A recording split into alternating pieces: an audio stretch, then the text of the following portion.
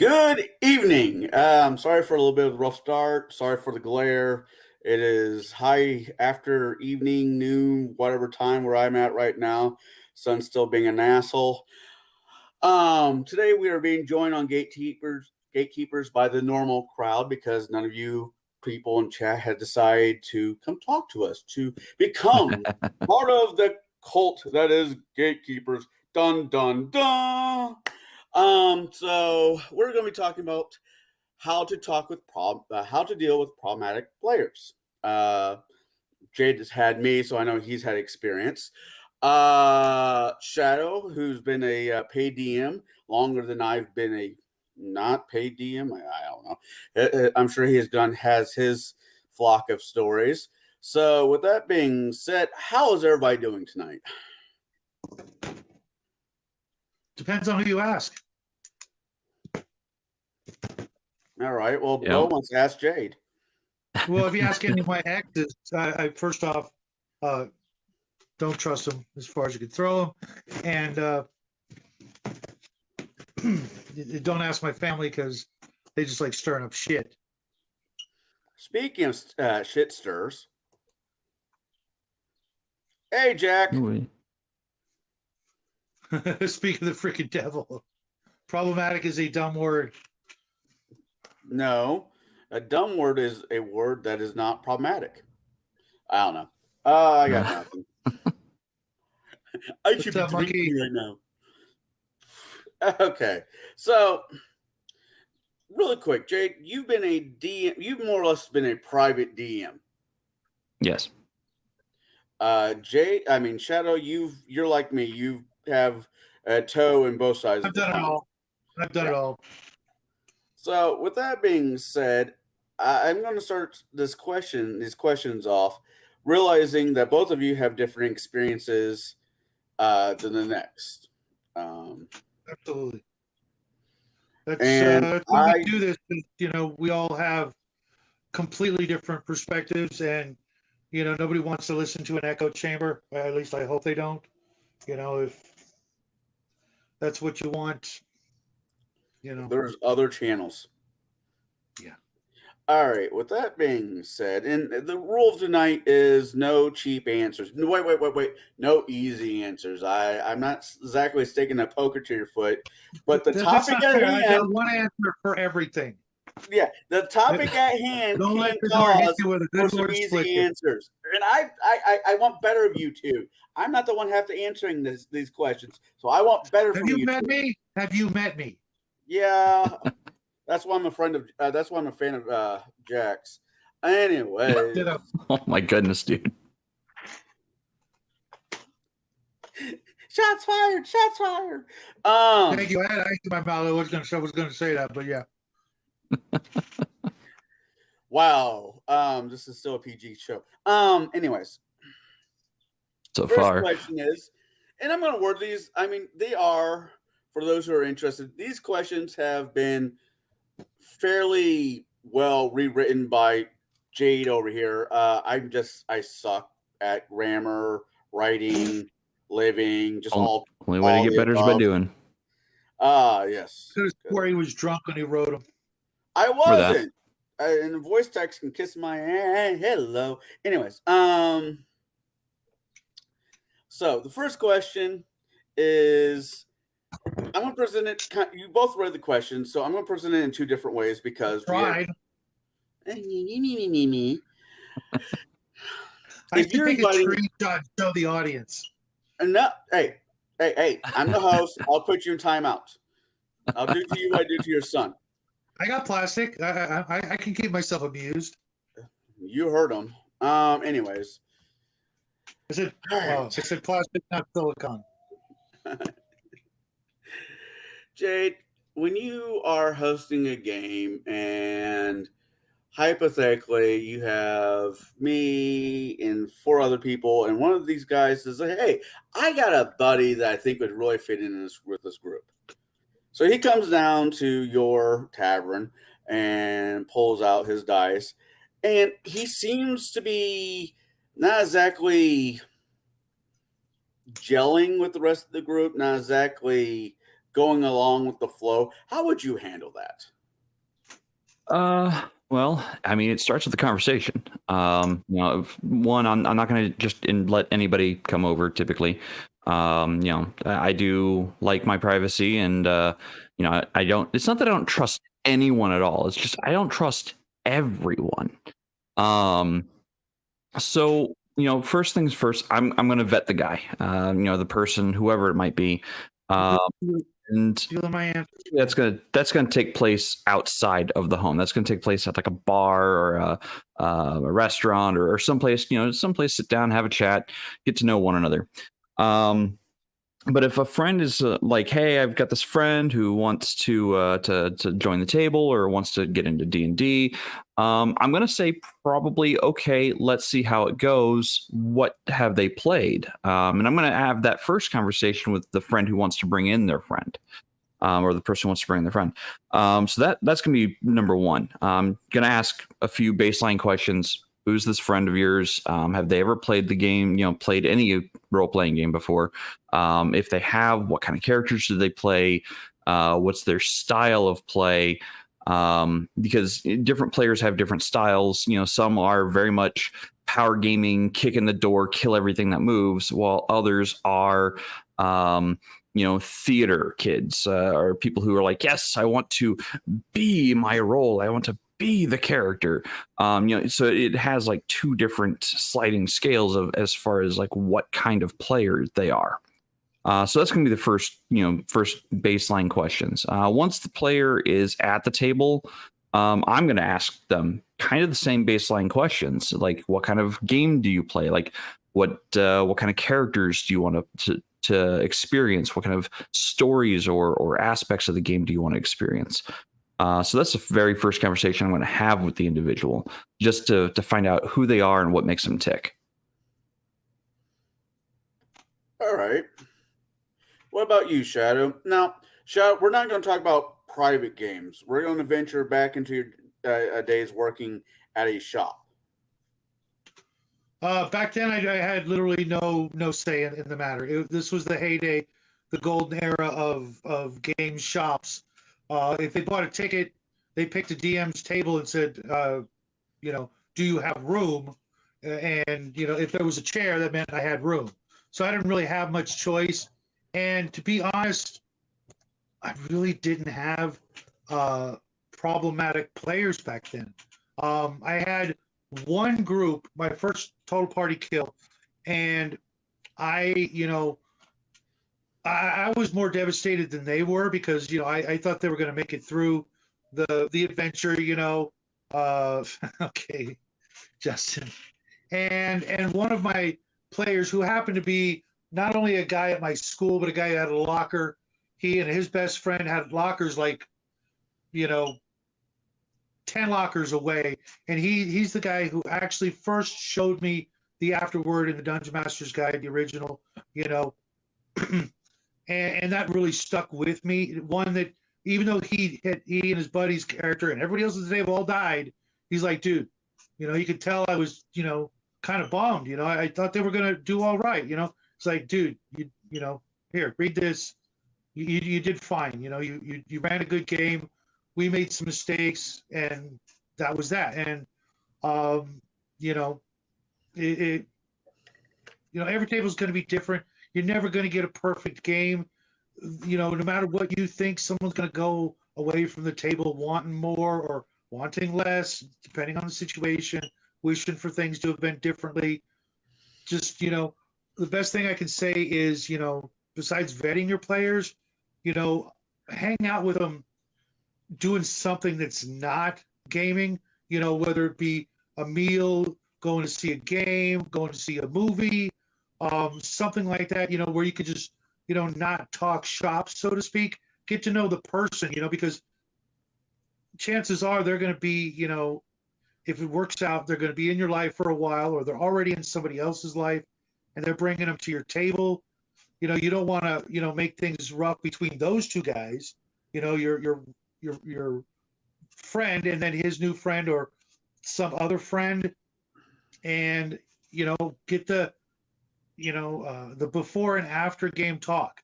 Those are crucial. Without those, nobody can improve, and nobody can vent their frustrations. I've had a lot of games where before we did that, as soon as the game was over, a half hour later, my phone would start ringing off the hook.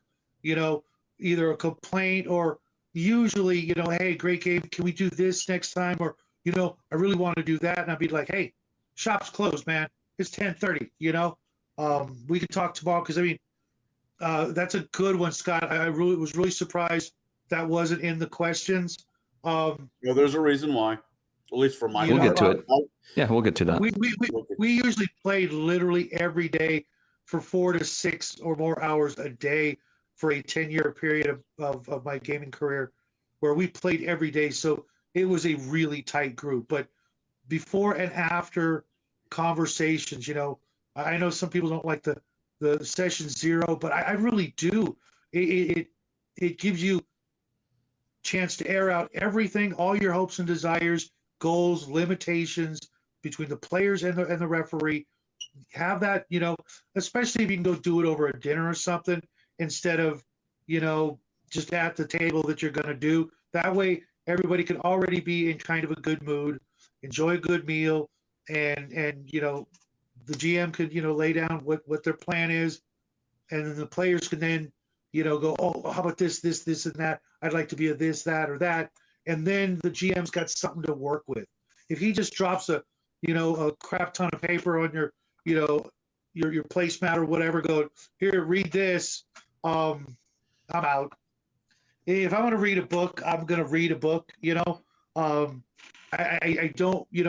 I just, at my age, I've been in so many games, you're going to need to make your names like 1 syllable, 3 letters, all of them, so I can remember them and make stuff that's so crazy I can't help it but remember it. So I said, forgot. See, my brain's already going.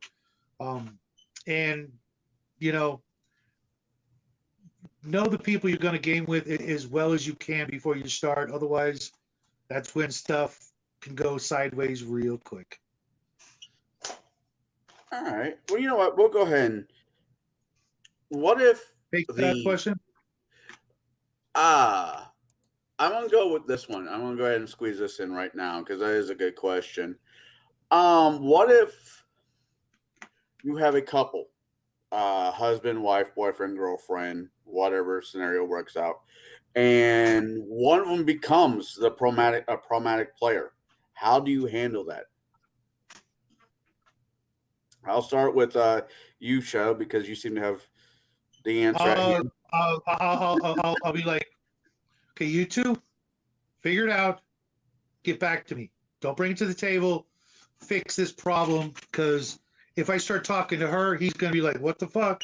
And you know what I mean? Or if I start talking to him, she might be like, we need, messing with my man. I'm like, it's, because I've had that where there have been couples in my game, and for the most part, they're usually a really, a good team, especially if they're not married. As soon as they get married, forget it. They're going to go their own different direction, and who knows what kind of nonsense is going on. I don't know why that's the case, but if they're not married, chances are it's going to work out better for you as the GM. I don't know. You two are a team. You figure it out. You fix it and get back to me. How about you, Jade? Yeah. As far as boyfriend, girlfriend, or partners, or married couple at the table, like I'll accept the boyfriend, girlfriend team, the married couple team at the table. But if they're having problems at my table, chances are they're having problems outside of the table. And I'm just gonna be frank. Don't bring your problems to the table, because real life always comes first. Take care of whatever is going on in your real life away from the table. You don't need it all on display for your friends. You don't need to hurt one another emotionally at the table. Please do that elsewhere. Figure your life out away from the table. If one of them is being the problematic player but not the other, I'm going to have a conversation with them. I'm going to be like, hey, the three of us are going to go get a beer after this, and we're gonna hash some things out because I need to make things very clear. I have commonly said, don't bring your problems to the table because nobody has a great time when you do. Like, I understand the players who want to vent frustration out on non-real things, figments of their imagination. I understand that there are some players out there who want to completely obliterate their enemies in the game because they're having a really crap day. I get it. I've been there. I've had those days. I've had those days as a game master. I just want to, TPK the party because I'm just having a really crap week. Connell's been there at those moments, and I have. Many of them survived. People reminded me, hey, that's not where we're at. I'm like, oh yeah, that's right. I'll calm down, and I'll go take a walk and go grab a beer or something. But have those conversations away from the table, and don't bring those problems to the table. By all means, sort out what you've got to sort out before you get to the table. That's my biggest thing. Take care of real life. If you and your significant other who are in my game have to miss a week, let me know. Give me 24 hours, notice that, hey, we're not going to be there. Something's come up. Or even if it's like just hours, like between 5 to 3 hours before the game, like, okay, that's fine. I can make it a game night, like a board game night instead. Go sort out whatever issues you have going on and get back to me and let me know what's going on. Because in theory, we're playing with our friends.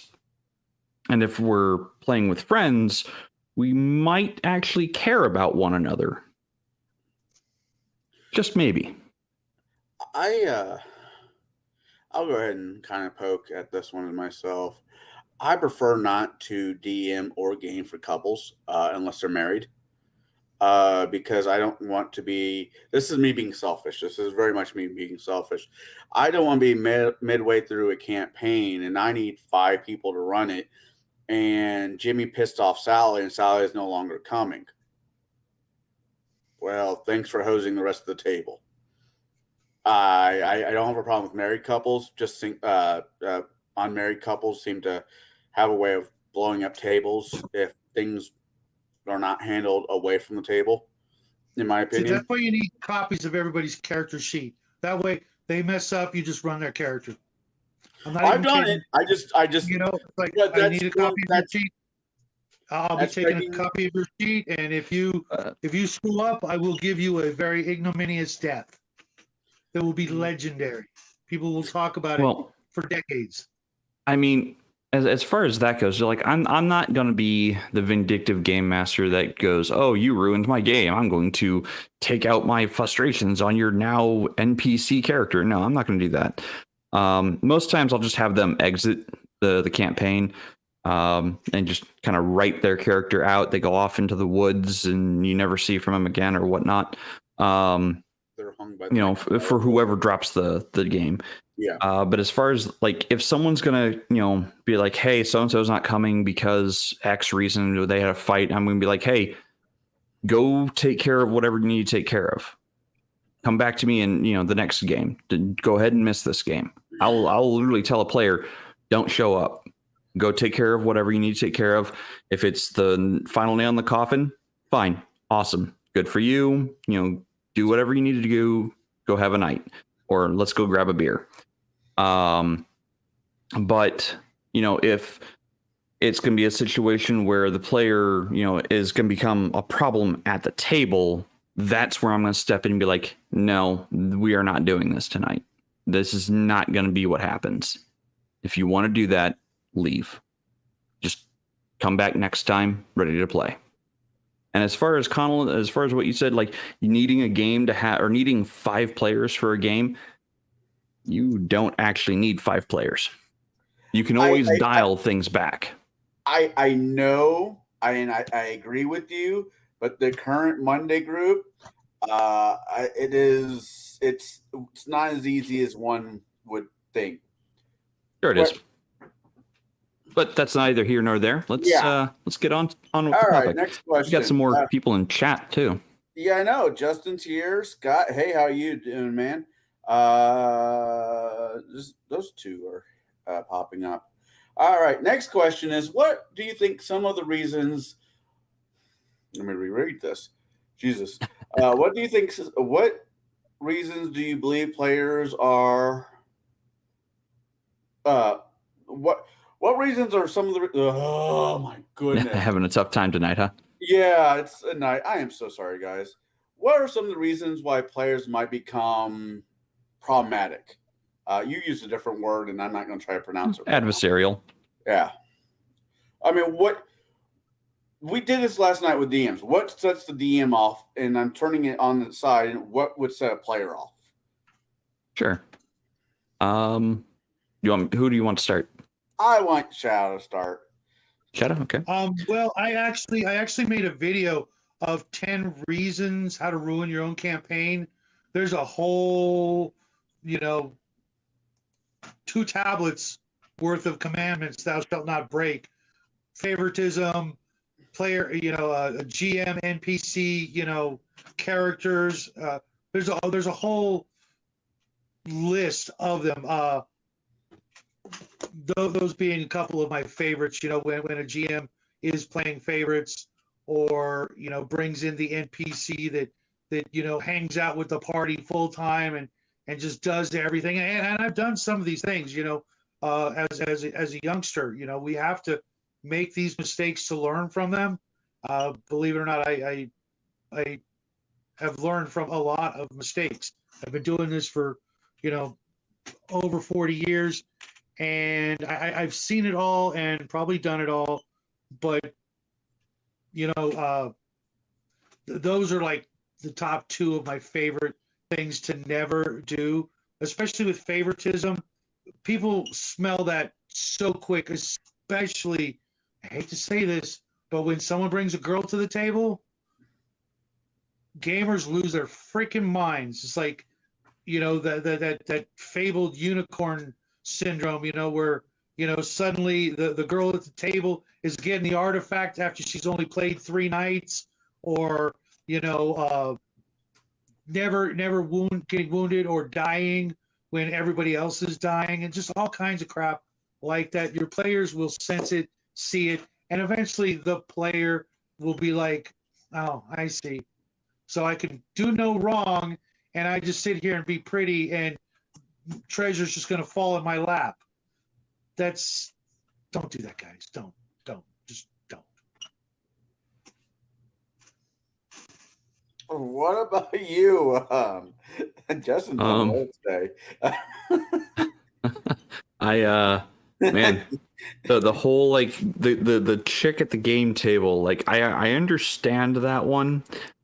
But apparently I never got the memo of give them everything. I always, treated them like everybody else. And when, things hit the fan and people started dropping, their character wasn't the first one necessarily to drop, but definitely wasn't the last one, because mistakes were made.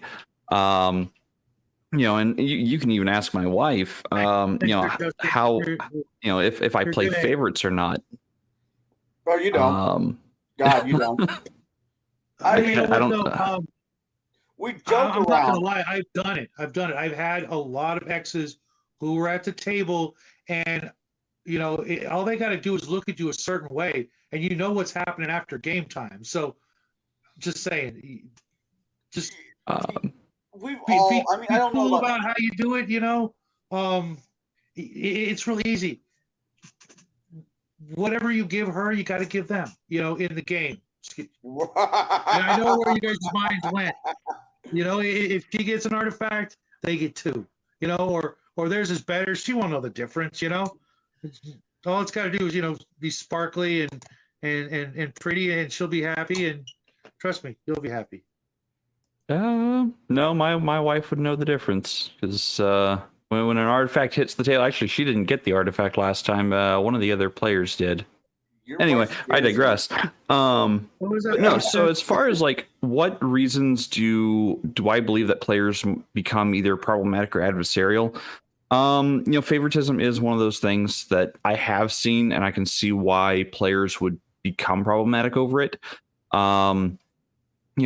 Players might become problematic because they're just having a really craptastic time in their home life or even their work life. They may not have work-life balance. So they're getting pent up and frustrated with what they're doing in their day-to-day lives, and they need something to vent frustration on.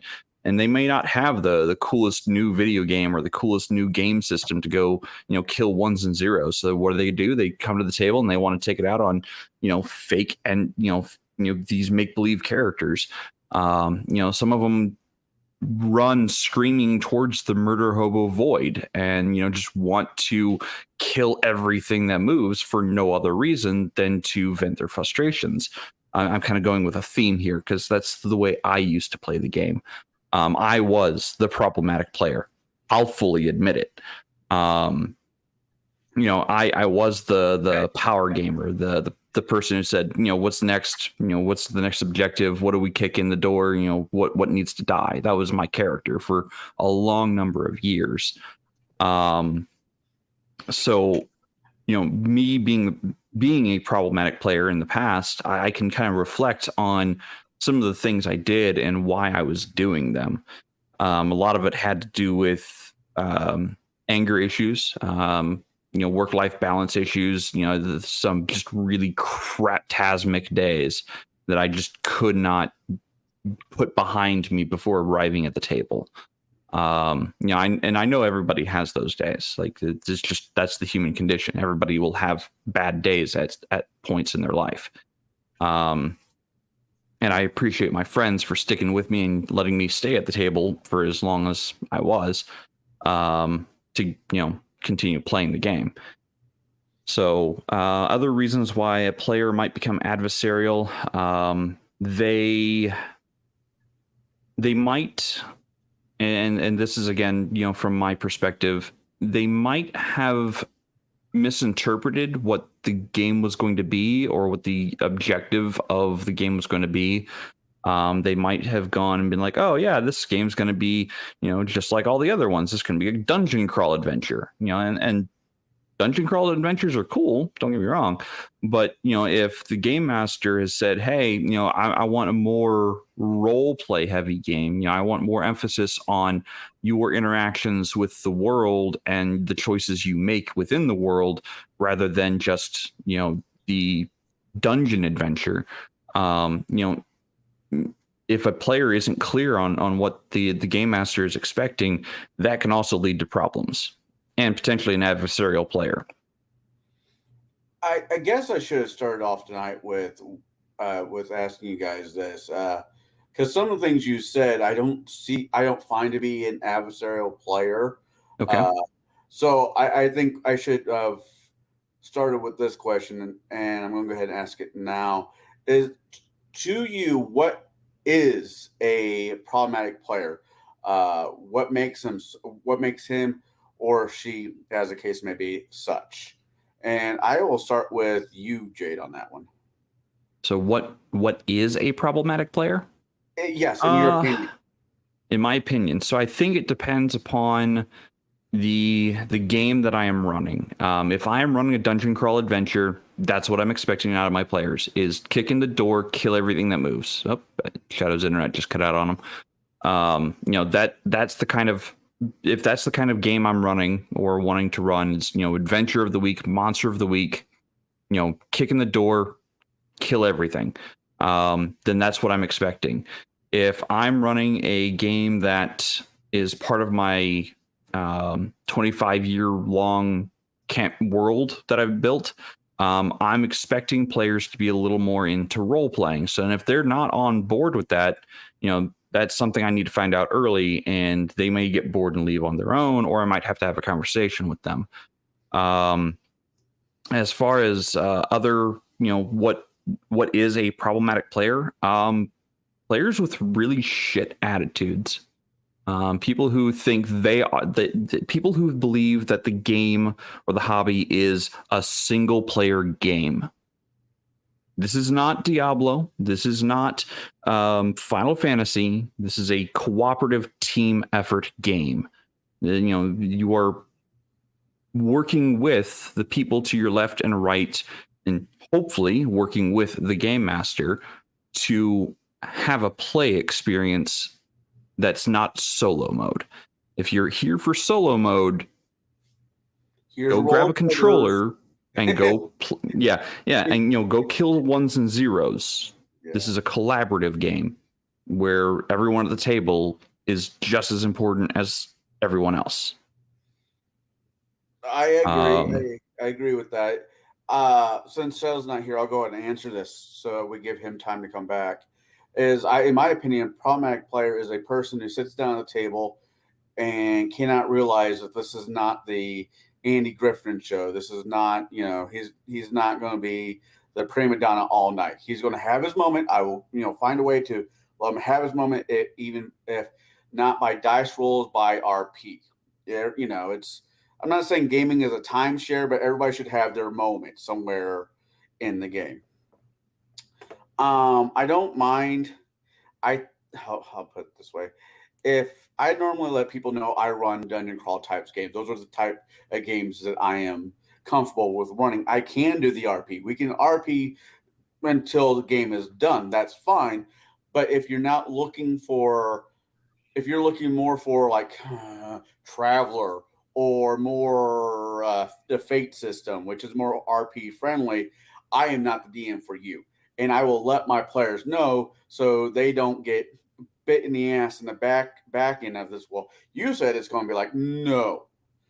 So it is what the player brings to the table, personality wise, attitude wise, has to gel with everybody else. If it doesn't, he or she will become the problematic player, and that's my theory behind it, my opinion on it. Shadow. Yo, sorry about that, guys. Did you have a boomer moment? Nope, just crappy internet. Just want to make sure. In your opinion, since I already asked Jade this, in your opinion, what makes a problematic player? What do you mean? Like, what is a problematic player to you? Oh, right. Okay, not their origin story. We don't have time, Uncle Ben.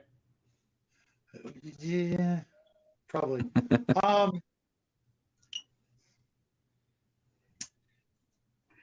Usually for me in my groups, it's usually that person who demands the spotlight 24/7, who will not, sit down, shut up, and let the next guy have their turn. That's like number one. It's not about just one person. It's always a team, unless, you've got one of those weird situations where it is just you and a DM or you and a player, or, someone who thinks they know you better as the DM, therefore they deserve special treatment, or, someone who, maybe, going from the comment section, there are sometimes people, and I can think of one guy I know, or used to know. I don't associate with the guy anymore because, reasons. They wanted to play a different game, so they're going to torpedo this one. Those are the worst, I think. I can understand wanting to be the star of the show, but not getting your way, so you're going to ruin everybody else's fun. You wanted to play, a board game, and we're playing an RPG, and you're going to ruin it for everybody. So then they'll go, okay, well, I guess we're going to play, that board game now. While the GM comes up with a whole new freaking campaign. Ditch those people, scrape them off your life, and move on, because they'll do that with anything they get away with. If you let them get away with it once, they're going to do it again, because why not? Yeah, but I could literally go on for hours of the kinds of people you pick. pick what you're willing to deal with, because nobody's perfect. But if there's something you absolutely won't tolerate as a GM, put that in the social contract right off the beginning. Maybe even make up your list of, things that you will not tolerate. That's like a metal, right? Or something. That you will not tolerate, and trust me, zero tolerance. One time you're out. None of this forgive and forget. We're not a church. They go out, and screw up the game for everybody else with anything that looks like intent. Kick him to the curb. All right. Isn't that the metal off of Avatar? No, that's something else. No. All right.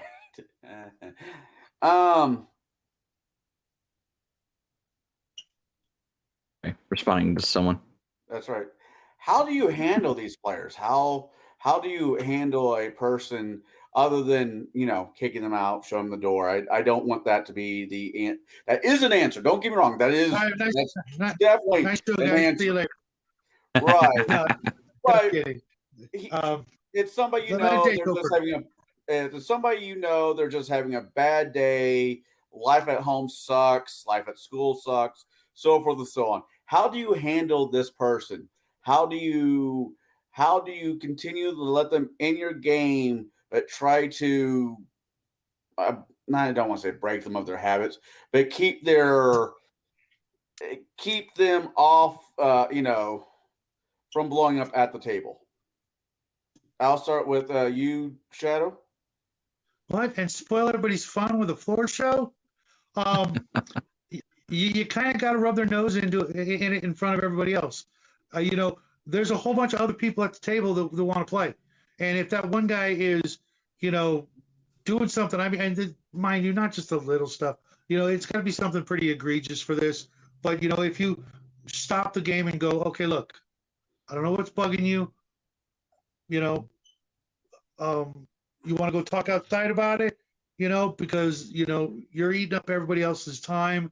And if it's an obvious thing that everybody sees, and everybody knows exactly what this guy's doing, then you call him out right then and there in front of everybody, and, go through the table and let everybody have their minute to, tell this offending player what it is they're doing.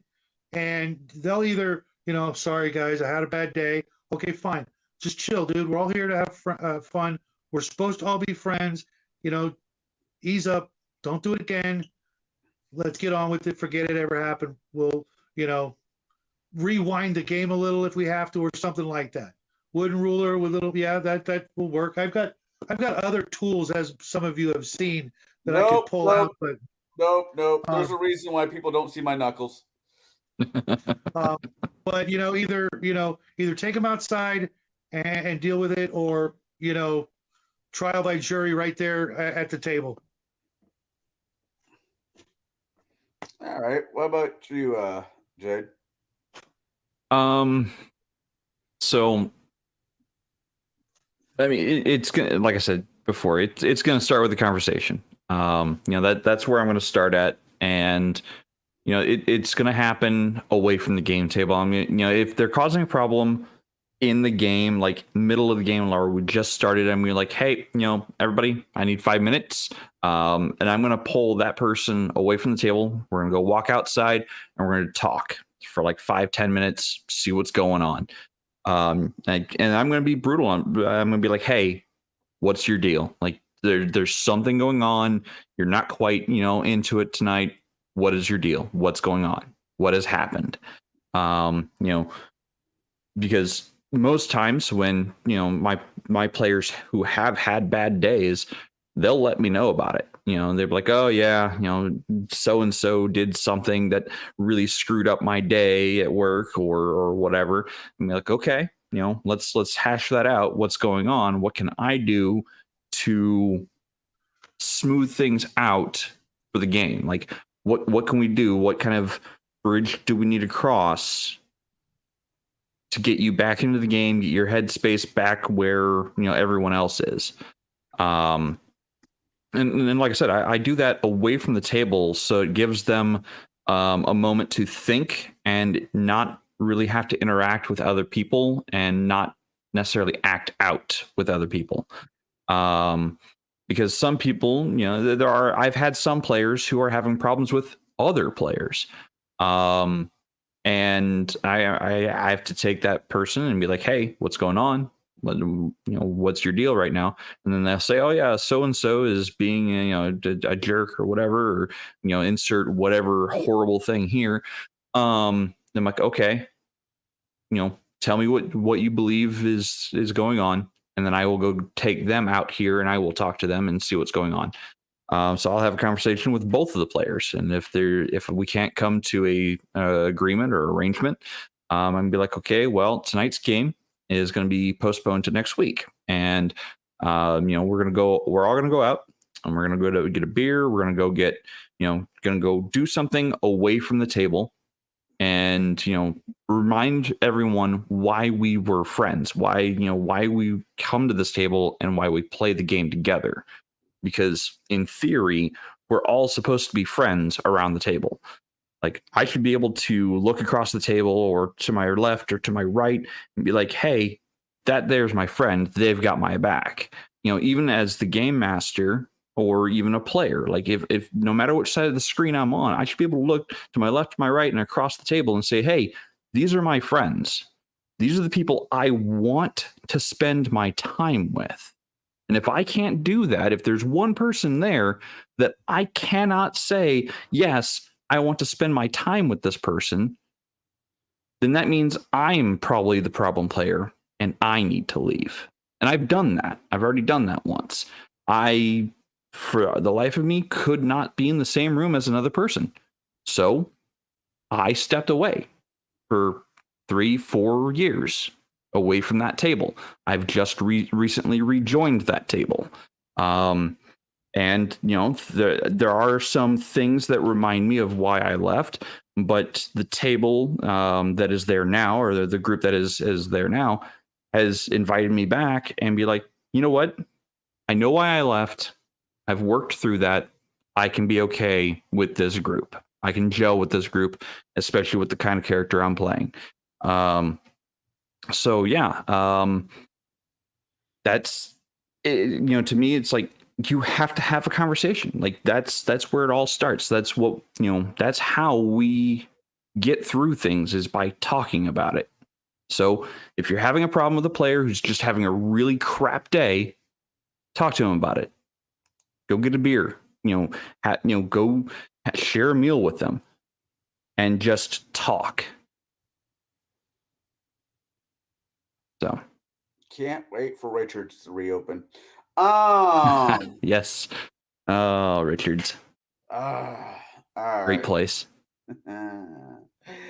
If the problem hasn't been smoothed out by conversation, group counseling, the nun with the ruler, how do you handle it? Is it time to pull the plug?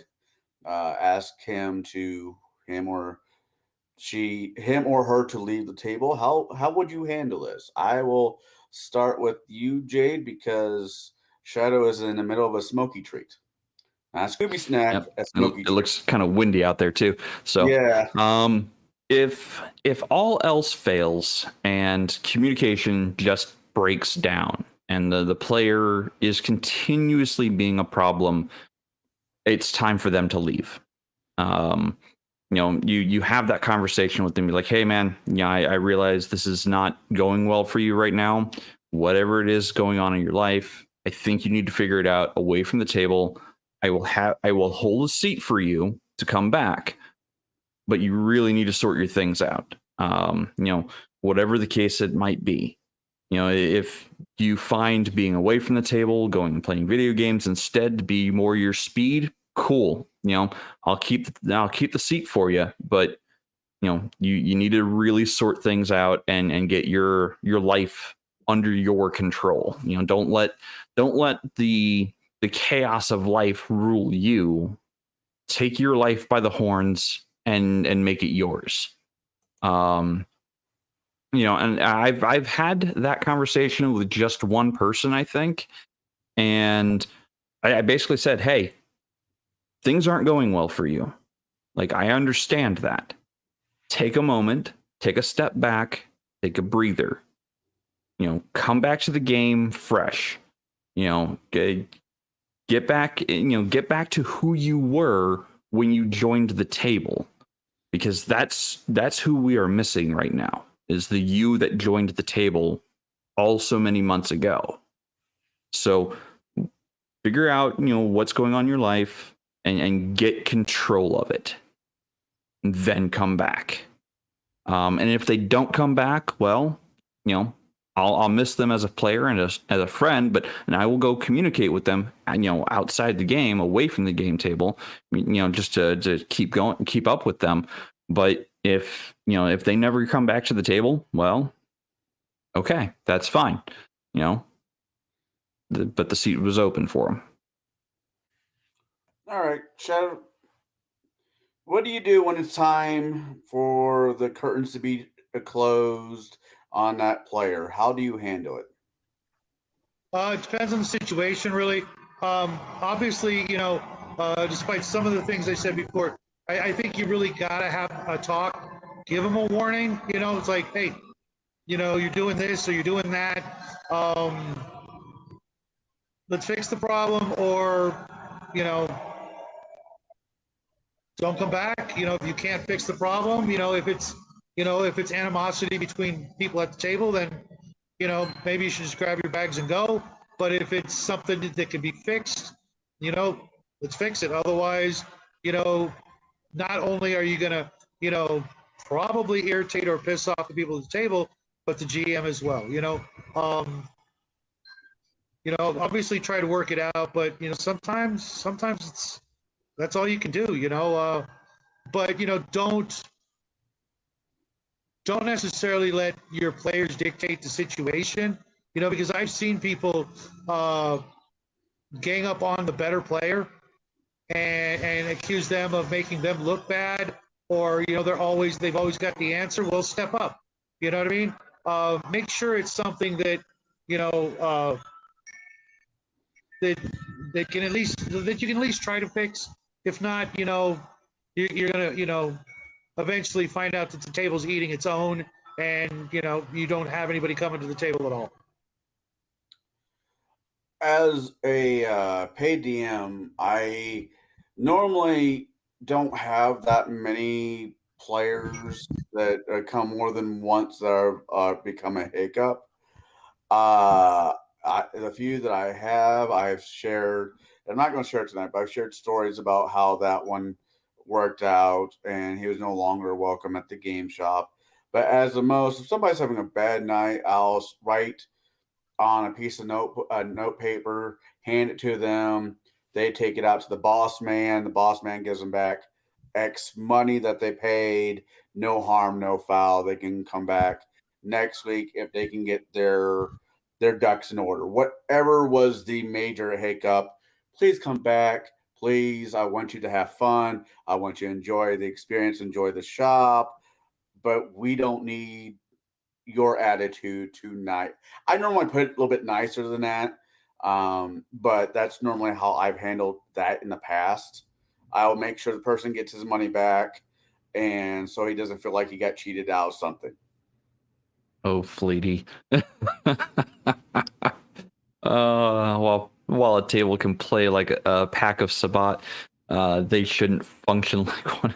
Yes, thank you for that. And by the way, chat, if you guys can fire out any more questions you have on this topic, please do. Scott did earlier, and it was a great. It was a great question. It really was. It was a great question. Anyways, and who's in the house? All right. So that problem at a player is no longer at the table. But guess what? He came there with a friend. He was there originally with this friend. And now that you have removed him or her out of your campaign, how do you settle the table back to a somewhat productive standing? Jade? Yeah, so assuming that one of my players has brought their friend, and their friend was there at the table for a little while and became the problem player, Chances are I'm gonna probably have a conversation with that player after I've removed the problem or asked the problem to leave. Even if they were, a problem from the very get-go, like I'm gonna have a conversation with that player, not at the game table. It's gonna happen in the middle of the week, or maybe the next day after, the game session. And I'm gonna contact that player and be like, hey, so here's the issues I'm having, and I want to make sure that there are no issues going forward.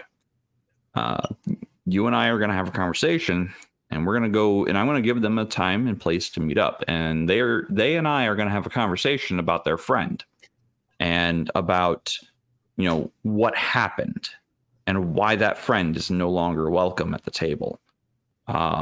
If I have to remove someone because they're being a player and I don't want them back at the table, that's a problem. Because generally speaking, I'm a fairly easygoing guy. I can understand. Yeah, I've lived through a lot of really craptasmic days. Maybe not as many as others. I'm not quite that old, but I've had some really crap days, so I get it. But if a player is being just an absolute pain to deal with and purposely trying to torpedo everything around them, yeah, they're leaving. And I will have a conversation with the friend who brought them. And I'm going to make it very clear and in no uncertain terms that player is no longer allowed back at the table. But my friend who was there originally is. And they're going to have to sort that out. I'm going to leave this question here, but I want Shadow to answer the one I asked. How, if you already asked somebody to leave your table and they came with a friend, they're really good buddies with Timmy, and you still have Timmy at your table, what do you do to make the table calm down to be a functioning table, or do you dismiss just both people? How do you handle it? You get rid of the problem, not what brought the problem. Because the guy who or gal who brought the newbie to the table, was doing it, in good faith, thought that they'd be a nice addition. They thought, this might improve the game, or this might make the game a little more interesting. Bringing somebody new, should be, kind of, not just an opportunity, but a welcome opportunity to bring someone else into your group. You guys, the players, they're like the Fantastic Four or the Avengers. They're the heroes. They're the people there to save the day, and you're welcoming someone in to share in the glory and the experience and the camaraderie. If that person turns out to not fit, nobody brings a grenade to the game and just tosses it in a chair and takes no responsibility for it. They brought somebody they thought was going to be a good fit. I'm not going to hold it against them if that particular person just doesn't work out. To say, hey, next time you bring somebody, you do a little bit better job of vetting. Maybe we'll go out to eat a couple of times or something, see a game or come over and watch a movie and just hang out. To be honest, that's probably a better option than a meal. Just hang out. Just come over and just shoot the breeze for a couple hours. With no distractions like the TV or something like that. Just talk about other games. Maybe politics or whatever it is your thing. Get a really good feel for the new guy. And if you're gonna welcome him into your house, let him know, hey, we take our shoes off at the door or whatever things you got going on at your house. Got to keep the the noise down because there's kids upstairs sleeping or something like that. Let them know the rules. Like a pre-session zero, just part of the vetting process. For the most part, if your friend says, oh, you got to worry about this or that, before you meet the guy, it's like, you know what, take that opportunity. Go, you know what, I already have a bad feeling. Let's not do this. Just tell them, the game's full. We're in the middle of a game. We don't want to bring somebody new. it's not the right time, etc. Whatever reason you want to use it. Take the opportunity. But I'm not going to blame it on whoever brought the new person. That's, they're trying. You kind of got to, appreciate that, because they're going out of their way in their regular life trying to recruit people to our cult. So, maybe that person lied to them, and said, yeah, I really want to get into a game, blah blah blah. Well, maybe there's a reason they're not in a game. Maybe they got kicked out of the last cult, and now they want to join a new cult. So just do your due diligence, and again, vet them.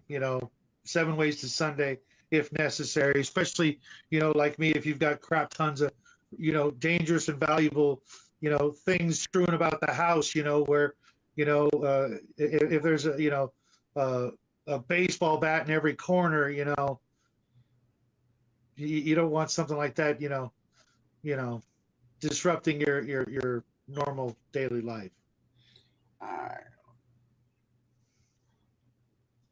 Now this question here down below, if the party expects favoritism for like a newbie, it better be someone who's like really brand new to the game, and if so, I hope to God you're playing a very simple, easy to understand game, not one that's super crunchy, just one of your basic beginner games. Bring them up to speed. Don't pull out Call of Cthulhu and go, hope you can swim. There's a lot of really simple RPGs out there that you can play, as if they were a kid. Play a game with more or less training wheels until they're ready, because there's some really, really good games out there, but they're really complex. If the book's like hundreds and hundreds of pages, probably not the best starter game. I've done a couple of videos on good starter games. Yeah,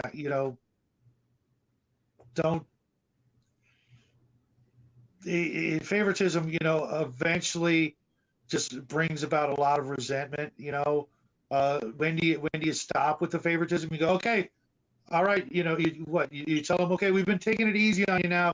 We're now pumping it up to permadeath and God mode, and I hope you've been paying attention. And crank it to 11. Yeah, I was gonna say that, but I figured I'd use a video game reference instead. But yeah, start easy, and that way, you don't get involved in like a really, really, intense game. Just play something light, and if they like it, go, okay, well, now that we did this module or this adventure, we're gonna raise the stakes. All right. Generally speaking, when I have a new player, and I mean brand new to role-playing games,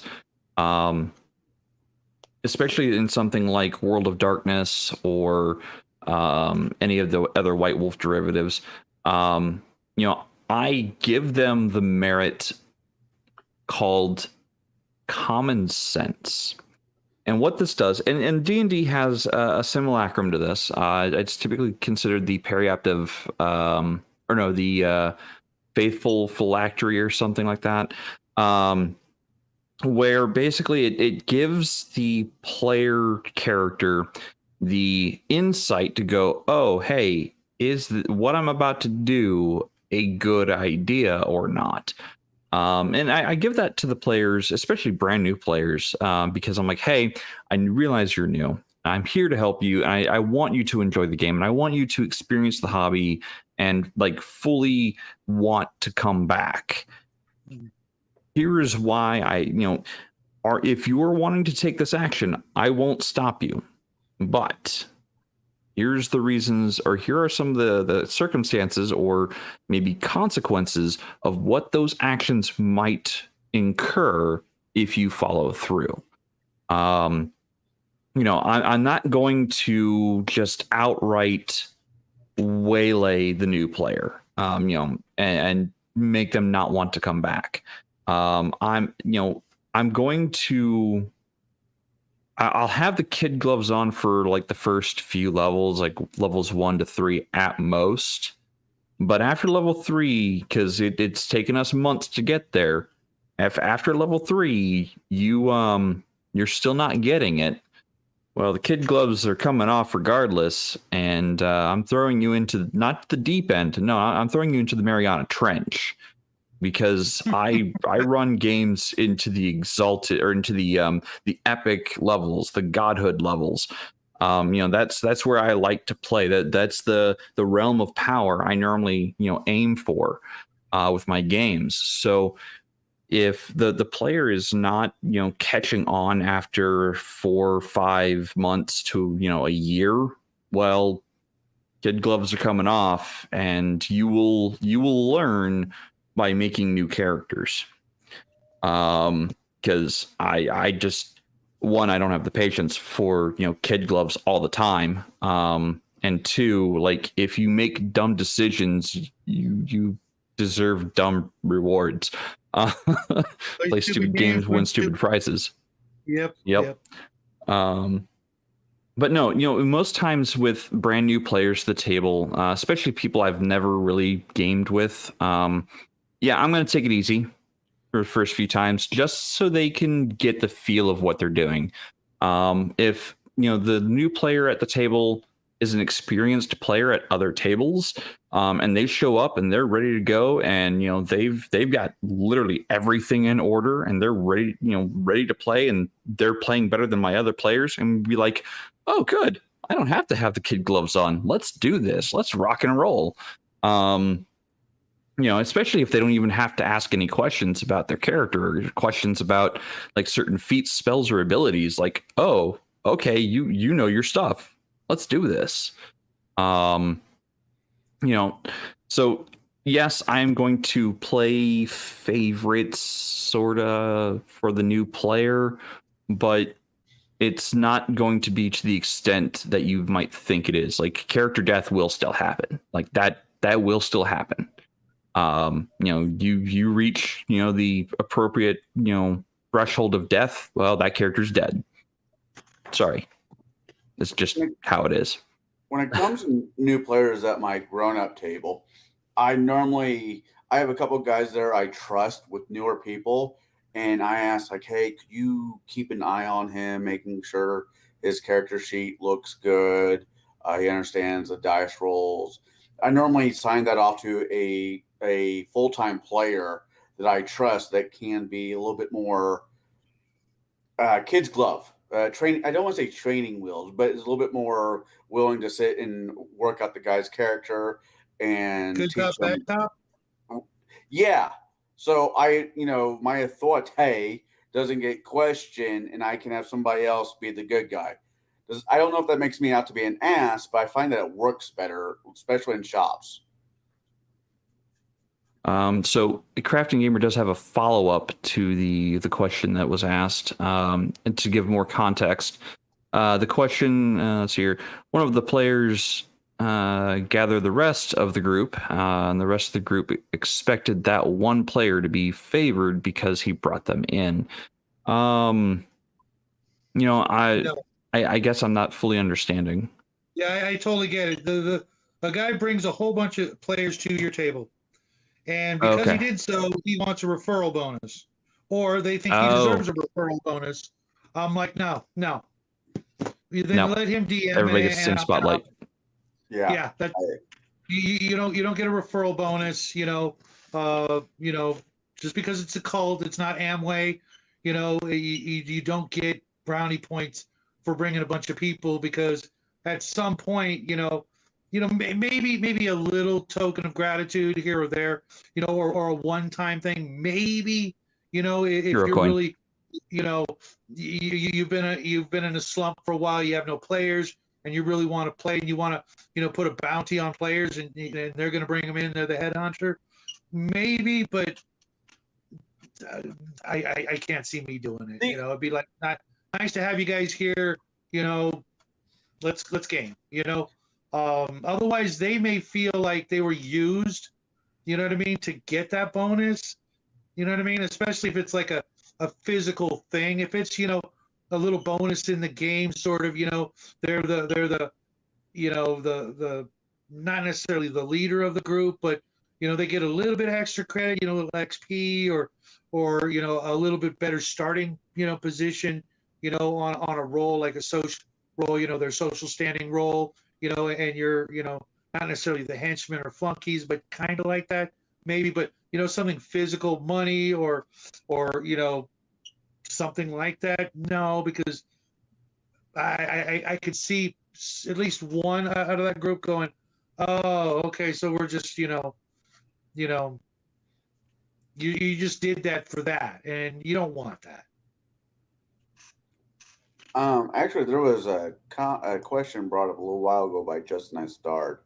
I'm going to go ahead and click on that one. Yeah. Oh, you want examples? Yeah. Of course he does. This isn't alcohol. I don't know if I'll have enough to drink for this one. I don't. Yes, I have examples. Yeah, I've got the biggest one, the most recent one. I had a guy. He was a longtime friend, but he, since we were playing at his place, he demanded that he was the star, the captain, everything was about him because it was his place, and I'm like, that's not how you play the game. And he's like, fine, then we're not playing here anymore. I'm like, cool. And then he was like, well, as a matter of fact, I'm never going to play this game ever again. To which point I ended, it greatly affected the campaign that had been going on for many, many, many years. And I'm like, well, I'm going to have to, do some stuff, because they're not playing anymore and they're never going to play again. So I'm going to have to do some stuff because otherwise, I'm going to play that person's character and I didn't want to, so, I had to, make some effects take place that, made for a reasonable exit, but let everybody else know you pull that kind of crap, you're all those decades of gaming are going to go down the toilet for you as well.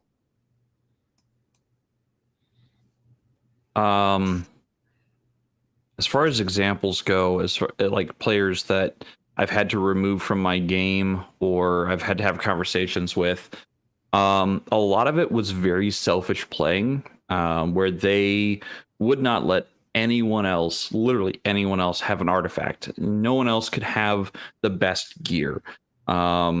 They had to have the best thing at all times. They had to make themselves number one at all times. And I had to level with them. It's like, hey, this is a team sport. This isn't a soloist thing. If you want a soloist game, I will entertain that for one session, and you will not like the result, because I'm not going to scale things back. You want to go up against the villain in their lair right now without doing the groundwork, and you want all of the stuff to yourself, but you don't want to let anyone else know what you're doing. That's fine. We can have the boss fight, just you and me. Let's do this. And you might think it went about as well as what I just described. The character went in and tried to pick a fight with the boss, and then got jumped by 80 of his friends who he could have taken out with the party leading up to that point in the adventure. Like, all of the things, like, I had areas where all these minions were, and he decided to bypass all of that, go straight to the boss door and go, I'm going to kick the door in and I'm going to become the boss. Yep. Let me know how that went for you, because I can tell you it didn't go well. Player got upset and said, this game's BS. And I'm like, well, that's fine. You want to roll up a new character? No, I'm going to leave. Okay, bye. I'm not going to stop you. Yep. And after that player never came back to my table, and I ran the rest of the campaign without them. because the other people at the table were having a great time, and they thought it was very appropriate that I'm like, okay, this player wants to turn it into a soloist game. I'm gonna let him do that for a night, and everybody else got to watch as I dismantled the player's character in front of him. And it wasn't me trying to and going out of my way to do so. No, the player made a lot of really dumb mistakes, a lot of really amateur mistakes. He didn't go in with a plan at all. He didn't have a plan for any of the things that the enemies could do. He didn't even bother doing research on the enemy at all. So he had no idea what they were capable of, and went in, went charging in there, full bore, thinking he was just, that BS or, badass enough to just walk in there and do anything he wanted. And I was like, you're gonna want a spellcaster in the group. I think he was playing like either like a rogue or a fighter or something. I'm like, I was like, well, you're leaving your spellcaster and your healer behind. Are you sure you want to do this? I gave him a chance. I'm like, are you sure you really want to do this? And he said yes. And I'm like, okay, let's do it. And it just didn't go well. So, well, it went well for me, not necessarily for him. I don't know whatever happened to him after that. That was 20 years ago, give or take. Welcome to the show, Guy. I just saw your message, and very well said. Sometimes the world itself is a bigger and badder monster than all the stuff in it. The little tiny little things. If you've ever traveled abroad, you will learn that lesson rather quickly. You better do your homework and get to know the lay of the land before you start puffing up your chest. As a paid DM for the last going on 5 years now. 5? Jesus. I need to get a life.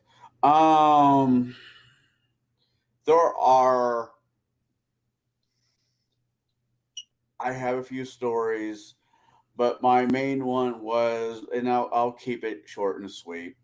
My 10 commandments per se is don't get verbally, unless you're being playful and the other person knows you're being playful, do not get verbally assaulting another player. I don't care if you're having a bad night with your dice.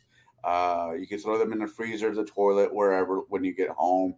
Do not verbally abuse other players. Do not physically abuse other players. And me as a DM I will DM for you and no questions asked. Just be polite to the other people at table. That's really my only big rule is, be polite. If you and the guy next to you are ragging on each other, but you guys are smiling the entire time and you're in character, I'm not going to say shit. If one's playing a dwarf and the other one's playing an elf and the old racisms are being held with high respect, I'm trying not to giggle at the DM side of the table because I'm loving it, especially if, like games with Warhammer Fantasy. Oh my goodness. Not all systems it's not all systems have races where it's a great big Care Bear orgy. Some games out there like the old antagonism between races, racism towards orcs or so forth and so on. And if you got a table that can have fun with each other, make fun of each other, but know that it's coming from a friendly place, those are in my opinion, those are some of the best tables out there. I've given Jaide shit above table and on, in character almost at the same time, and he gives it right back. And so that's right, you schmuck. All right, Putz. The original player's handbook, yeah. Mine is literally multi-taped, electrical, and whatever. There's literally in this player's handbook a table that tells you it's an animosity table for all of the player character races versus one another, from like and love all the way to abject hatred.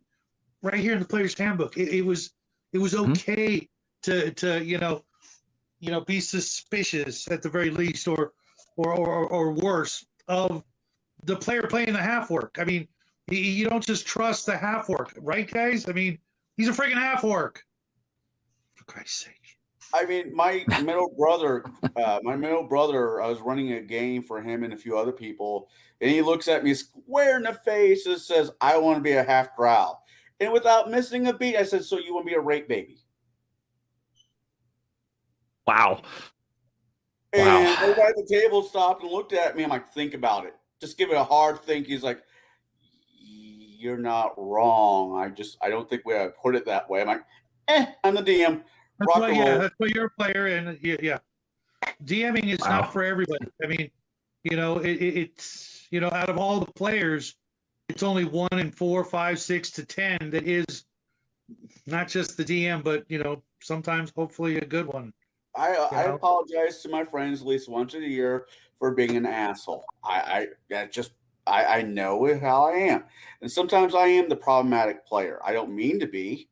I make sure I'm good with the DM and the rest of the table if something goes awry, and I will apologize for my mistakes. And going back to that, Scott, that character of yours, I've been playing for another 15, almost 17 years later, and I'm still trying to work out that damn mechanics.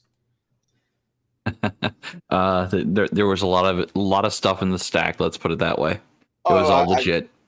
I mean, to be honest, Scott Clark in chat is probably one of the more brilliant people I know in this surrounding area, and I will give him praise all day, every day. Clarify surrounding area. I said surrounding area. I know maybe 1 or 2 people that might be smarter, but definitely not in his field. And I think was it Nerdy Ogre up here in the chat says when the GM asks, "Are you sure?" you stop what you are doing and think. Yes, I completely agree with that. Yeah. That's along the lines of, "Are you a god?" I can't tell you how many times a DM, that guy right there, is like, "Do you really want to do this?" Fuck it. Damn, arrows are flying back at me. And I gave you warning. I put all of the signs there for you, and to say, hey, this thing's got wind swirling around it, like nothing seems to be able to touch it, and you went ahead and shot the arrow anyway. Hey, at least I gave you warning. Adams. That's all I have to say in that scenario. Yeah. I did not become Adams. Right. And then let's see here. Justin Thor LP says the only flaw I have as a player is I never want to leave anything behind. Loot everything. Someone will buy the pillows. Is a catchphrase I use, or a catchphrase of mine. So I support that kind of play. As a matter of fact, if I'm running a module, I will pull all of that data out and I'm putting it onto a spreadsheet on Google. And my players have access to literally the entire room's loot every time, all the time. That's honestly a great way to DM. Unfortunately, it's a way. It really is, but I'm not that internet, computer friendly, and I'm doing one system and running out of a different system. So there's a lot of let's see what the closest thing could possibly be. But back to the questions we have. Chat, you've been amazing tonight. Yes, thank you. More questions from chat are always welcome. Yeah. How do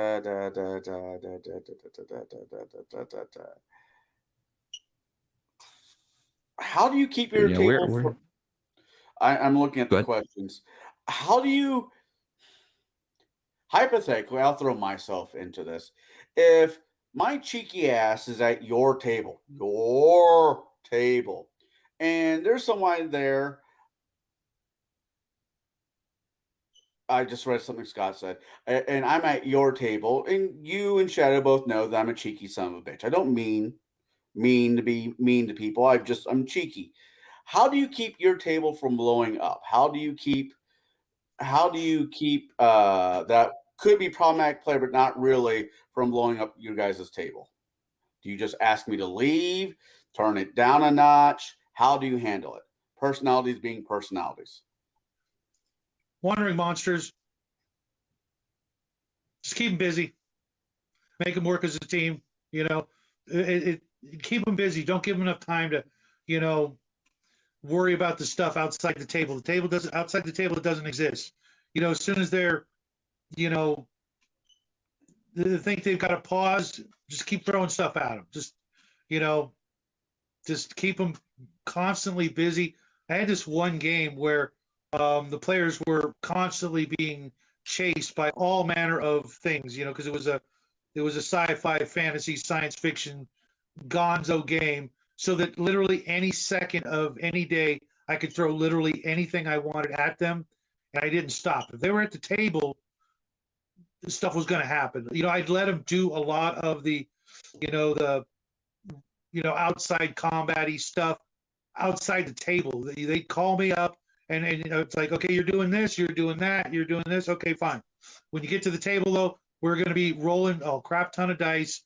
People are going to be losing limbs, and eyes are going to be getting gouged out. And if you keep them busy enough, you know, and constantly, you know, needing each other,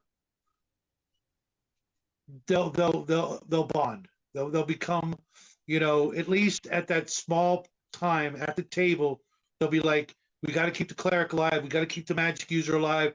So the only way to do that is go out and be the fighter or whatever, you know, that kind of idea. Just keep them constantly busy, and your tables will rarely actually have these issues. Okay.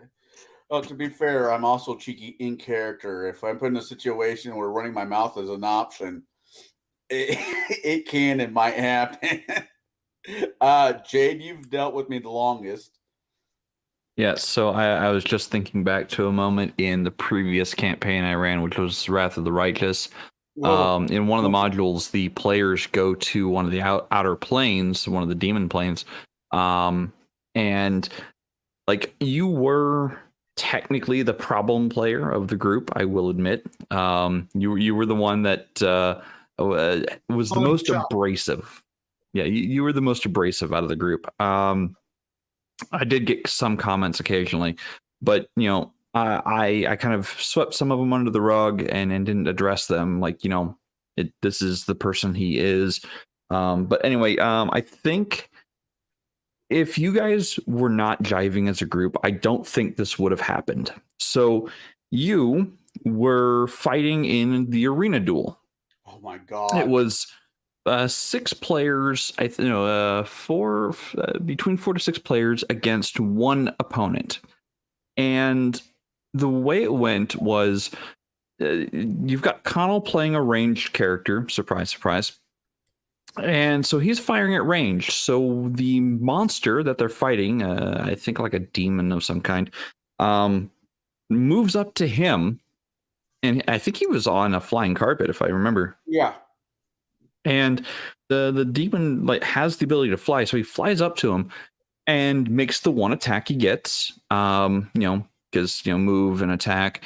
This is Pathfinder 1E. And my entire thought there was, based on how the monster was made, how I actually rebuilt the monster, I had put your character into a situation where you were going to die. Like, there were no ifs, ands, or buts about it. My next turn, if I had gotten all of my actions, I would have shred you to pieces. As it turns out, the paladin flew to your rescue and didn't realize that the monster I had built or rebuilt had the uncanny ability to redirect an attack aimed at him. Well, the paladin was a one-hit wonder. I shouldn't say that. The paladin was a one-punch man, basically. If you're familiar with the anime or the manga, you know this scenario where the player had taken Vital Strike for their character, and all the Vital Strike feats and all of the mythic abilities to get them this massive, like, 300-point damage turn. And he didn't realize that I had rebuilt this monster to be a arena fighter against multiple opponents and turning his opponents or their friends upon one another by simply redirecting attack. The moment I did that and redirected the 300 point damage towards that guy, the player's like, "Oh no, what have I done?" Like, I didn't realize that this was going to happen. I'm like, "Yeah, I know. Isn't it great?" Because I'm evil. That's right. A couple seconds, and I just ended up just laughing. Like, what the fuck?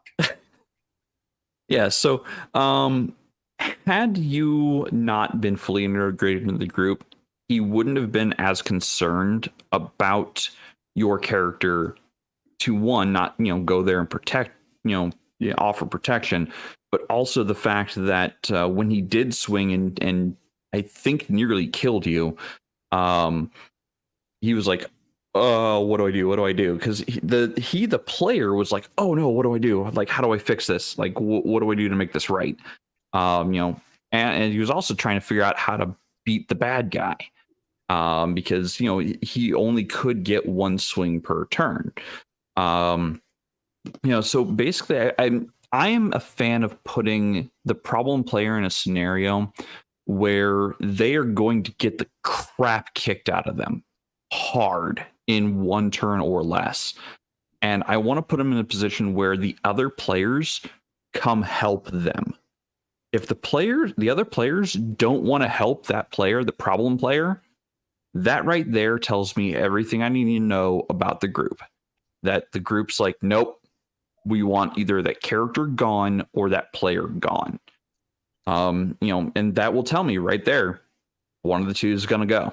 Either it's the character or the player or both. If the player's character dies, then I offer, hey, your character died. If you're willing to stay with the group and you want to make something new, awesome. I'm not going to allow you to play the same thing you played before because we've already seen that. Try something else. So, I like putting the problem players in positions or where they need other players. Because I don't like running a solo game. I'm not going to run a solo game. I'm running a team game. So, you put that player in a position, or that player's character rather, in a position where he or she needs the other players. Now, I remembering that game. I love that group. I play with, I'm most time anymore. I'm just happy to be at a table or at a digital table anymore.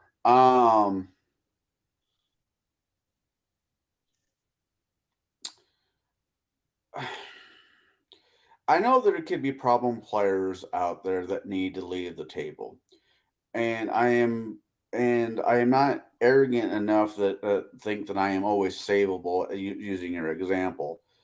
Uh, but at the same time, the problem player might just not be really a problem. He goes along with the team, wherever the team wants to go. He might argue with them just for a different point of view, but will normally just go along with part. That might be a problematic player for some people. But I won't. I like smartasses. I appreciate good sense of humor, a good sense of humor, and so if I can keep said player at the table without the table blowing up too much, just Jay tell me, hey, I need you. Just I don't mind all your humor, but there's a few aspects which I think I did get better about it. Dial those back. I will keep that player at the table if I can make it cool with all the rest of the players. Said half angel, half paladin, half Billy Badass didn't save my ass, and for your example, then I would have had to make a new character because I wasn't too far off the proverbial line. I think I think I might be nudging it from time to time, but I wasn't beyond that. So I use that in knowing how I am when I'm at a table, running a table. I will not be biased towards myself. That's not what I'm trying to sound like, but I will. Hey, I get that personality. I like that personality. How does he gel with the other? If he doesn't completely piss and creep everybody else, I will keep that player as long as he's willing to go with the flow. Did we do things in Wrath of the Righteous that I think were asinine? All the damn time. but the party thought it was the right thing to do, and he went with it. So that's my for trying to not the table blow up to actually keep the one is I will conversation goes a long way is I guess what a roundabout way of saying it. Plus, I mean, you have to have at least one smart ass at the table. I mean, you really don't, but you really do. It can make for interesting nights. Okay, using Shadow's Fantastic Four, Johnny Storm was a smartass. Could you imagine Johnny Storm, the Human Torch, not be with the Fantastic Four? Yes. Raphael from the Ninja Turtles not being with the Ninja Turtles? Because, well, there for a while he wasn't, but yes. You're not making this any easier for me. Let's move on to the next question. Yeah, let's move to the next question. This is actually my last question, unless I think this is my last question. Yeah, this is my last question, unless the chat has anything else they want to throw into the madness. I don't see any other. They're talking about Machiavelli. Yes, I know, Scott. It was one great big giant troll, but it's Machiavelli. It's a classic. It's college level reading. And yes, I did go to college, believe it or not. Wasn't very good at it, but I did go. Yeah, that's fair. Justin, I agree with that. Reed Richard was more of the smart ass. No, yes and no, but he was more just what's your favorite sin there, Jaide? Of all of the actual sins, everybody wants to say pride, greed, lust, envy. No, those aren't the 7 deadly sins. There's an entirely separate list, and one of the ones I can never abide is willful ignorance. That one right there will piss me off faster than anything else. Is willful ignorance. Oh, I was thinking just not giving a shit. Yeah, well, apathy is the deadliest to be in pride, but that's why we're all here. Yeah.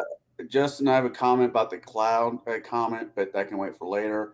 Assuming that your group has 9 exploded, do you bring another player in immediately, or do you allow a grace period at the table before sending out invitation to the next candidate? And what the fuck was I thinking? I'll start with you, Shadow. Yeah, I when it happens, it happens. It's nothing worse than having their replacement picked and ready weeks before they're even they've even made an offense. I've seen that happen. That's a table to run from. Yeah, no. But if someone leaves, then it's not really likely that someone's going to want to jump in right away. The odds of that are pretty low unless you're actually at a store or something like that, or a convention where there's a line of people. Otherwise, it's probably going to be a couple weeks, before you find someone. And even then, do you want to? Because by then the players have probably, dealt with the loss and moved on and probably become a better, tighter team. I know in the old days, a character would die and you get a replacement because they had one already at the ready, the character sheet. But in a good story, people aren't just, coming in through the door, as fast as the other guys are leaving. That's just, they're in a dungeon, they're in the forest or something. Oh, so-and-so left, but here's a new guy. Yeah, that's too contrived. And I want a game that when you tell it later on, maybe you're typing it up, maybe you're just telling it to some guy at a bus stop, that it sounds like a good story. It doesn't sound like a lot of, metagaming and mechanics, to make it all work, and keep going the next week. I want to have a good story to tell afterwards and things like that. Oh, the old tropes of, we found a jail cell and there was someone in it and they became our new best friend, stuff like that. Yeah, I'm not doing that. For me, assuming that my table has not imploded in upon itself because the problem player left, I'm going to give it a little bit of time to reevaluate the group. I'm also going to be dialing some or moving some dials back and forth for like the difficulty, the monster abilities and whatnot. I'm going to be dialing some of those back a little bit just to kind of give them a fighting chance. Especially if I was running a game of like, let's say 8 people and 1 person left, I don't have to necessarily dial things back. But if like 2 or 3 people left from an 8-player group, yeah, I got to dial things back. Not a problem. It's part and parcel to being a DM. Being able to tune those dials appropriately. But I'm going to give it time. I'm going to reassess the group, and if the group is doing great with that player gone and they're not having any problems whatsoever, I may not introduce a new player to the group. I may not get somebody else into the group at all. I might just leave it as it is. Because Wrath of the Righteous, when I started that campaign, it was like a 8 or 9 player game. Like I had 8 to 9 players in there. Some of them left and chose not to come back. I did have a problem. Technically, I did have a problem player that was a boyfriend-girlfriend situation, and that was both in the Starfinder and I think part for first night or two of Wrath of the Righteous. This guy, long story short, my wife worked for a big box company, and she had met a bunch of people there, and that's how that table got started for both Starfinder and Wrath of the Righteous. And one of them was dating one of the other players, and that relationship just kind of took off in a direction, and I never saw the female player again, and the other player started having less and less free time. So then he eventually dropped as well, and they went off their separate way. And I don't necessarily think that they were problem players. I think they just had too much going on in life. Yeah, they were too much into each other and not enough into the game, which isn't a bad thing. They ended up. I think they ended up having a kid or two. And good for them. Go be happy in life. But nevertheless, when those players left, I didn't replace them. I just kept the game moving. And then eventually, I did add a new player to the group, but I'd had like 4 or 5 players leave by that point, and that player was you. And that was to bring my group from I think it was down to 4 at that point. I brought it up to 5. You were at 4. I came in, and then I had 5. Then went down to 4. Then the guy who had a girlfriend came back momentarily. Then he bounced again. Yep. No hard feelings. I mean, he left on his own. No. There was yeah. But that's life. Sometimes you have time for games, sometimes you don't. And if you don't have time for game, well, maybe the one-shot pickup games are best for you. Make time when you have time. I'm not going to fault anybody for that, but so I added you because I knew that there was going to be a point where I was going to lose my 4th player at the table. I knew it was coming. So I added you as a 5th. And eventually when that player walked away from the table, again, life choice, they decided, it had other things to do. No hard feelings. They walked away. No hard feelings at all. Then, that kept my group at 4, which is kind of preferable for Pathfinder and 3.5. But, I like big groups and I like powerful groups. So grace period. I run a game shop. There is no such thing as a grace period. I get whoever I get. If one guy leaves, the next week somebody's in his seat. There is no grace period. Now, if I was running a private game, which I'm not opposed to, I would have to figure out what my schedule, even to try to make that work in my schedule right now, and try to browbeat somebody in this panel to be into it, if not both of them. Depends on how bad the Richter scale went off. Depends on if I bring somebody else in. If I think Shadow, Jade, a few other people crafting could just handle the rest of the module. What do you think? I'll put it up there.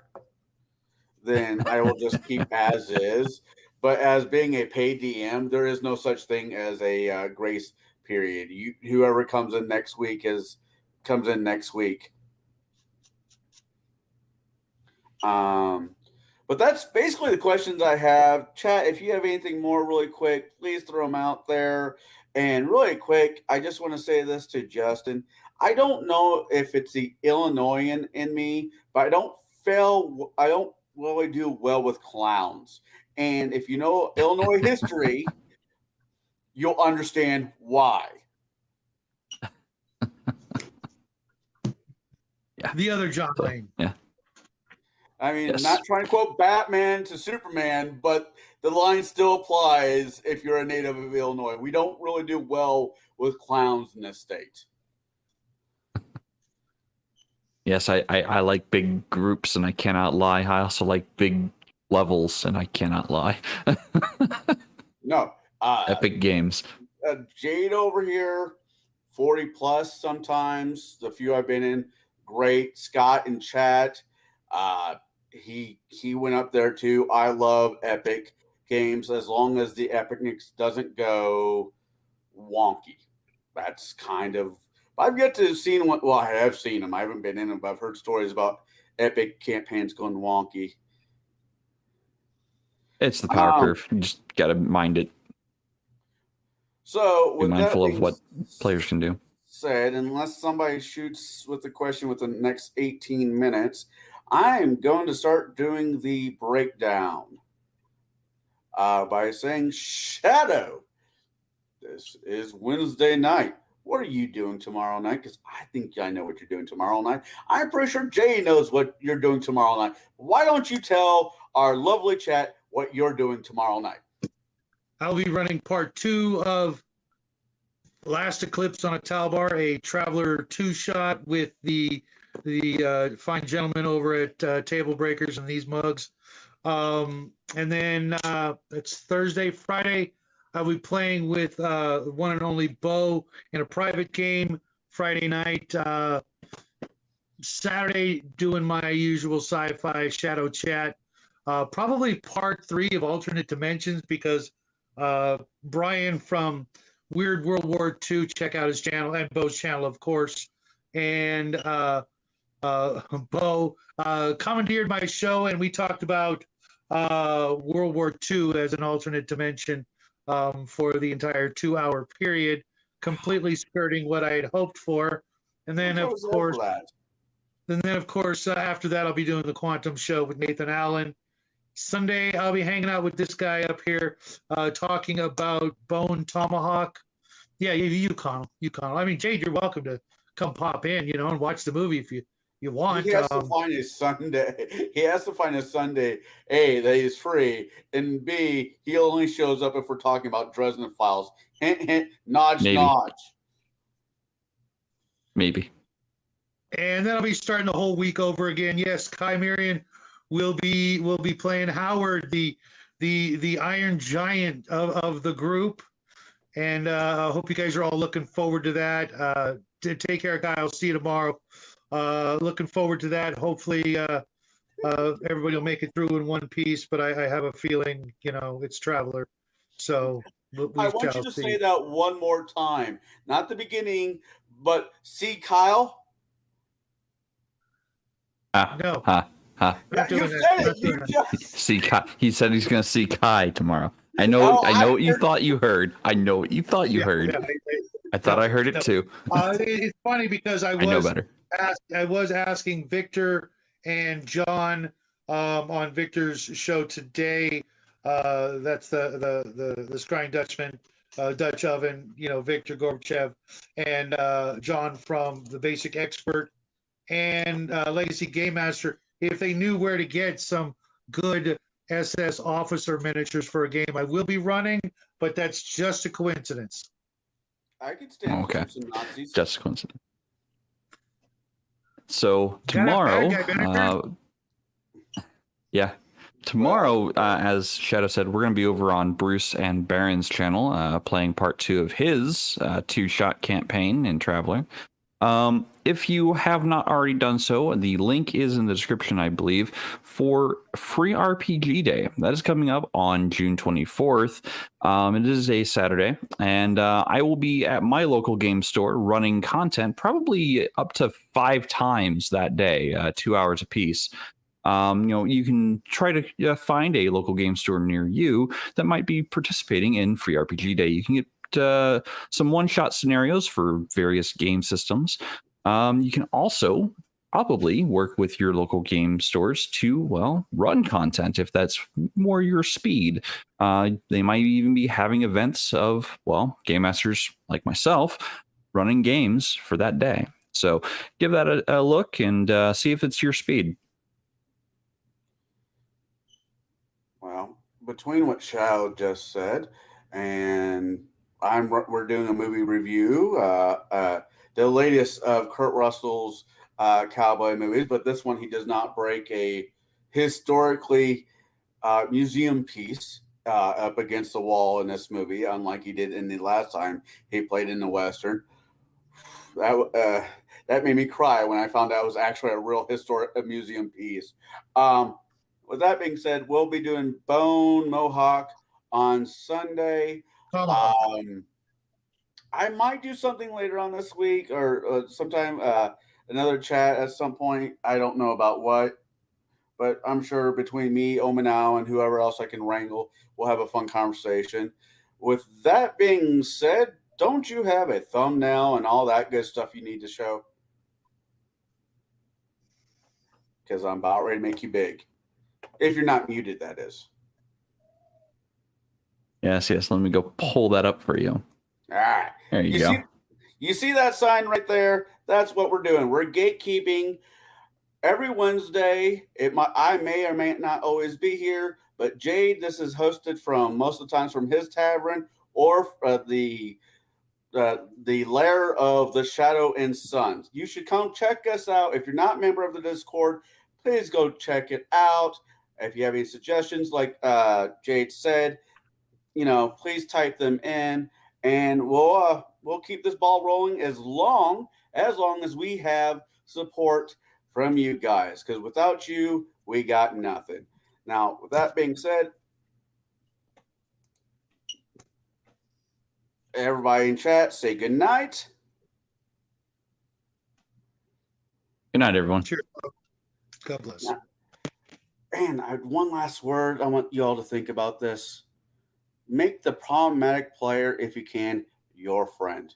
Because at least he'll make you smile as he's driving everybody else crazy. With that being said, go smoke a cigar, have a beer, go love on your family, do whatever you want to. We're out. Peace. Now, where did I put that dirty martini?